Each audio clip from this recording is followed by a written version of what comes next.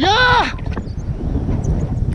और ये मैं आसमान की ऊंचाइयों में बहुत ऊंचे, पूरा कोहरा ही कोहरा, चारों तरफ कोहरा ही कोहरा है बस।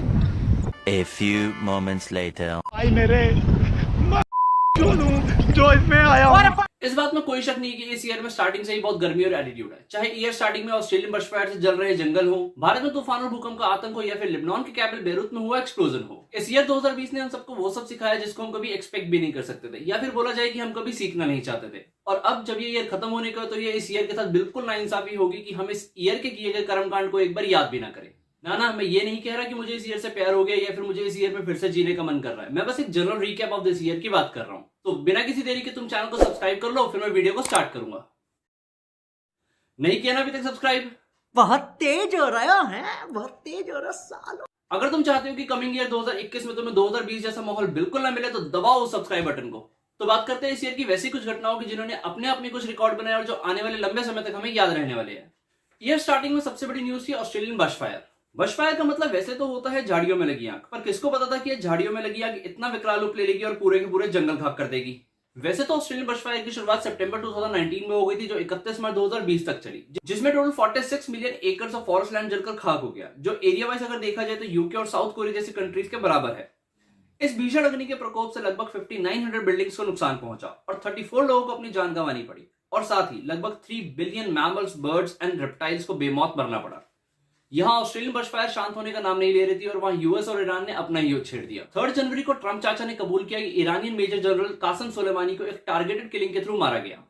लगा तो तब ऐसा ही था कि अब यूएस ईरान के बीच वर्ल्ड वॉर 3 होकर रहेगी। और 8 जनवरी को आईआरजीसी ने 2 बैलिस्टिक मिसाइल से यूएस के 2 मिलिट्री ट्रूप्स को उड़ा दिया, और साथ ही यूक्रेन इंटरनेशनल एयरलाइंस की फ्लाइट PS-752 को ही मार गिराया, जिसकी वजह से 6 कंट्रीज के टोटल 176 लोगों को अपनी जान गंवानी पड़ी। इसके बाद 14 जनवरी को यूके के prime minister mister Boris Johnson ने ईरान और यूएस के बीच में न्यू न्यूक्लियर डील को इनकरेज किया, और फिर वही 15 जनवरी से यूएस ईरान ने जॉइंट मिलिट्री ऑपरेशन स्टार्ट कर दिया अगेंस्ट द इस्लामिक स्टेट। मतलब इस सारे इंसिडेंट में चौंका कर रखने वाली बात तो ये रही कि ईयर 2020 में यूके ने अपने नॉर्मल नेचर के ऑपोजिट किसी को मिलवाने का काम किया।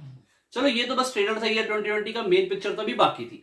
साल का फर्स्ट मंथ खत्म होने को था कि 30 जनवरी को हमारे इंडिया में एक ऐसे अनवांटेड मेहमान ने दस्तक दी जो जाने का नाम नहीं ले रहा। मैं बता रहा हूँ, ऐसे ही मेहमानों की वजह से हमारा अतिथि देवो भव जैसे संस्कारों से विश्वास उठता जा रहा है।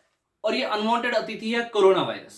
फरवरी मंथ आया और 11 फरवरी 2020 को कोरोना वायरस का WHO के द्वारा नया नामकरण किया गया और इसका नाम रखा गया कोविड-19। ये वो महीना था जब कोविड-19 1000 से ऊपर लोगों को बिना उनकी इच्छा के ऊपर भगवान के पास भेज चुका था। पर ये तो इसकी शुरुआत भर थी। जैसे जैसे दिन गुजरते गए, ईयर 2020 और कोरोना वायरस अपना प्रकोप और ज्यादा दिखाने लगे। 6 मार्च को total number of Covid cases world wide 1 lakh cross कर चुके थे। दुनिया भर की कंट्रीज अपने सिटीजंस को स्टे एट होम के लिए रिक्वेस्ट कर रही थी, और 9 मार्च को इटली दुनिया की पहली ऐसी कंट्री बन गई जिसने कंप्लीट लॉकडाउन अनाउंस किया।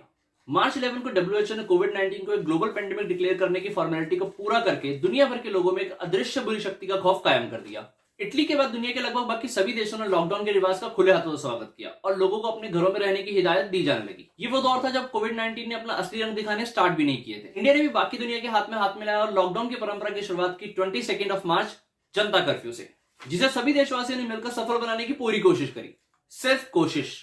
और इसके बाद पीएम मोदी जी टीवी पे आए और अपने ओल्ड स्कूल स्टाइल में हम सभी मित्रों को 25 मार्च से होने वाले 21 डेज के लॉकडाउन की सूचना दी। मार्च खत्म होने तक दुनिया के लगभग 100 से भी ज्यादा देशों ने लॉकडाउन के रिवाज को खुली बाहों से अपना लिया था। लॉकडाउन लग चुका था, लोग अपने अपने घरों में बंद थे। कोविड-19 का प्रकोप दिन ब दिन बढ़ता जा रहा था। कहीं घरों में रोज नए मास्टर शेफ के खिताब दिए जा रहे थे, तो कहीं कुछ परिवारों में 2 रोटी मिलना भी मुश्किल हो गया था। लॉकडाउन एक्सटेंड हुआ तो शहरों में बसे माइग्रेंट्स का सबर टूटने लगा, तो वो पैदल ही अपने घरों की तरफ चलने लगे, जिसमें बच्चे, बूढ़े, औरतें सब शामिल थे। एक तरफ कोविड डेथ का आंकड़ा बढ़ता जा रहा था, तो दूसरी तरफ माइग्रेंट्स बेचारे अपनी जान गंवा रहे थे। इस बीच रियल लाइफ में विलन, रियल लाइफ में हीरो बनकर सामने आए सोनू सूद, जिन्होंने काउंटलेस माइग्रेंट्स को सेफ तरीके से अपने घर तक पहुंचाने में हेल्प करी। देश में बहुत सी वॉलंटरी ऑर्गेनाइजेशंस भी लोगों की हेल्प करने में बढ़ चढ़कर आगे आई। ये भी देखने को मिला कि देश की लगभग सभी राज्य सरकारें और केंद्र सरकार मिलकर काम कर रही थी। अब बारी थी ईयर 2020 में नेचर का कुछ और प्रकोप देखने की, जहां एक तरफ लॉकडाउन के चलते लोग घरों में रहने को मजबूर थे, वहीं भूकंप के झटकों से लोगों को घरों से बाहर भागना पड़ रहा था। ईयर 2020 में इंडिया में छोटे बड़े मिलाकर लगभग 370 अर्थक्वेक आए, जिसमें लेटेस्ट वन तो अभी 27 दिसंबर को ही आया था। ईयर 2020 में अर्थक्वेक से धरती हिल रही थी, तो ऊपर आसमान में टिड्डियों ने डेरा डाल लिया था। अकॉर्डिंग टू रिपोर्ट्स, इंडिया में 10 स्टेट्स में टिड्डियों का हमला हुआ, जिसमें राजस्थान गवर्नमेंट ने 33% क्रॉप डैमेज रिपोर्ट किया, तो वहीं हरियाणा, मध्य प्रदेश, महाराष्ट्र, उत्तर प्रदेश और उत्तराखंड में 33% क्रॉप डैमेज रिपोर्ट करी गई। वैसे तो थोड़ा बहुत टिड्डियों का हमला हर साल होता है, पर ये इस साल इसलिए खास बन जाता है क्योंकि पिछले 27 सालों में हुआ सबसे खतरनाक हमला था। मई जून आ चुका था, गर्मी हर साल की तरह अपने रिकॉर्ड तोड़ रही थी, तो देश के कुछ हिस्सों में विदेशी नामों वाले अलग अलग तूफान आने की फिराक में थे। मई 16, 2020 से लेकर दिसंबर 5, 2020 तक कुल 9 चक्रवाती तूफानों ने भारत के अलग अलग इलाकों पर हमला किया, और अब तो लगने लगा था कि प्रलय आ ही गई समझो। लोग अभी कोविड, अर्थक्वेक, टिड्डियां, तूफानों से उबर ही रहे थे कि ईयर 2020 ने देश की कुछ चहेती हस्तियों को भी हमसे छीन लिया, और हमें ऋषि कपूर, इरफान खान, सुशांत सिंह राजपूत, एसपी बालासुब्रमण्यम, प्रणब मुखर्जी, राहत इंदौरी और ना जाने कितनी ही वर्सेटाइल पर्सनालिटीज का नुकसान झेलना पड़ा।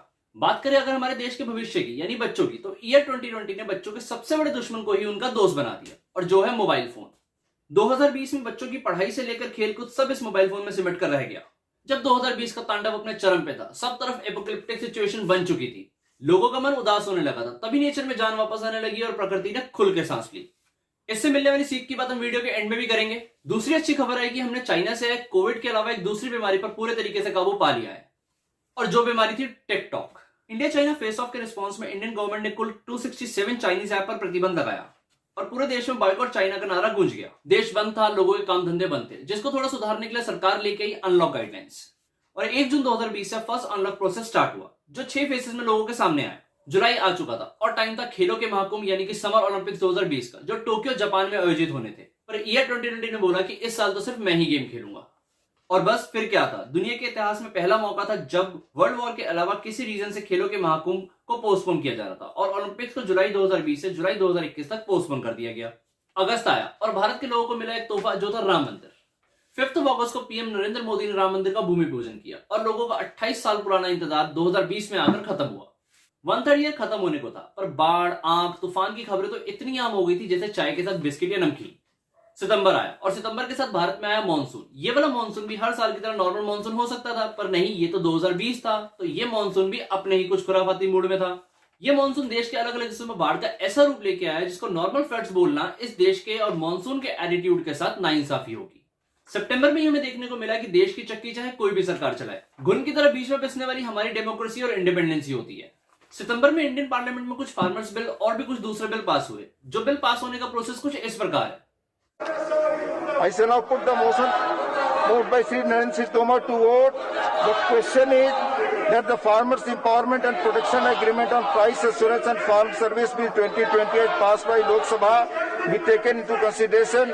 Those in favor will please raise their hands and say aye.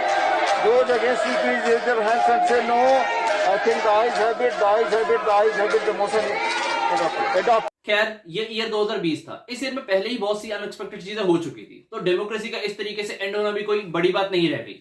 पर देश के अन्नदाताओं को ये फार्मर्स बिल नागवार गुजरे, और उन्होंने स्टार्ट कर दिया एक पीसफुल प्रोटेस्ट। और आज ये कैसा चल रहा है हम रोज ही न्यूज चैनल्स और न्यूज़पेपर में देख सकते हैं। अब चाहे फार्मर्स प्रोटेस्ट की बात हो, हाथरस में हुए घिनौने अपराध की बात हो, या फिर बॉलीवुड में ड्रग कनेक्शन के सामने आने की बात हो, कुल मिलाकर सितंबर एक भारी भरकम महीना रहा सभी देशवासियों के लिए। अक्टूबर मंथ आ चुका था, वर्ल्ड वाइड कोविड-19 केसेस नए नए रिकॉर्ड्स बना रहे थे। इंडिया में अक्टूबर मंथ एंड होने तक almost 84 lakh positive Covid cases report हो चुके थे, और 1,22,000 से भी ज्यादा country wide Covid deaths record हो चुकी थी। नवंबर मंथ आया, और ये मंथ ट्रंप अंकल के लिए साल 2020 का सबसे बड़ा सरप्राइज लेके आने वाला था। नवंबर में यूएस प्रेसिडेंशियल इलेक्शंस हुए, जिसके थ्रू कंट्री के अगले प्रेसिडेंट को नेक्स्ट 4 इयर्स के लिए चुना जाना था। ट्रंप अंकल के सामने थे mister Joe Biden. Trump uncle तो इलेक्शन रिजल्ट से पहले ही अपनी जीत का डंका बजाने को तैयार थे, पर लगता है ट्रंप चाचा भूल चुके थे कि ये 2020 चल रहा था। खैर, इलेक्शन रिजल्ट आया और ट्रंप अंकल की बाइडेन टावर 2020 के सामने एक ना चली। पर बंदे का कॉन्फिडेंस तो देखो, आज तक मिस्टर डोनाल्ड ट्रंप अपनी हार स्वीकारने को तैयार नहीं है। इसे कहते हैं रस्सी जल गई पर बल नहीं गया। 25 नवंबर को फार्मर्स ने डिसाइड किया कि अब वो अपना पीसफुल प्रोटेस्ट दिल्ली लेकर जाएंगे, और जो होगा वो दिल्ली जाकर ही होगा। बस फिर क्या था, यहाँ फार्मर्स दिल्ली में आने शुरू हो गए, और वहां पुलिस उन्हें रोकने की नाकाम कोशिश करती रही। ये सब तो चल ही रहा था, पर बीच में मान न मान मैं तेरे मेहमान बनकर बीच में कूद पड़ी कंगना दीदी। बस फिर क्या था, हमारे इंडिया के इंटरनेशनल सुपर हीरो की सारी विशेष पंजाब के रॉकस्टार दिलजीत पाजी ने पूरी कर दी।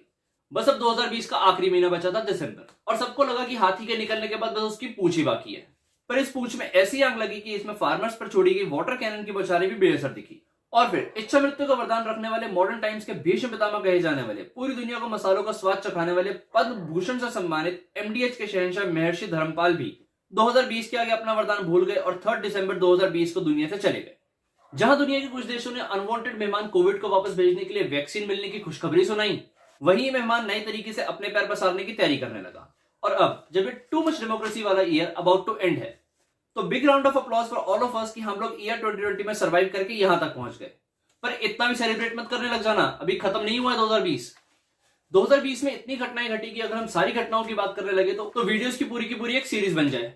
ट्विटर ने यूजर से जब इस ईयर को वन वर्ड में एक्सप्लेन करने को कहा तो ये जवाब मिले। अकॉर्डिंग टू मी, अगर मैं इस ईयर को वन वर्ड में एक्सप्लेन करूं तो that would be a lesson और एक्सपीरियंस। चलो खैर, इस ईयर को जो भी बोला जाए, पर इस ईयर ने नो डाउट हमें बहुत कुछ सिखाया।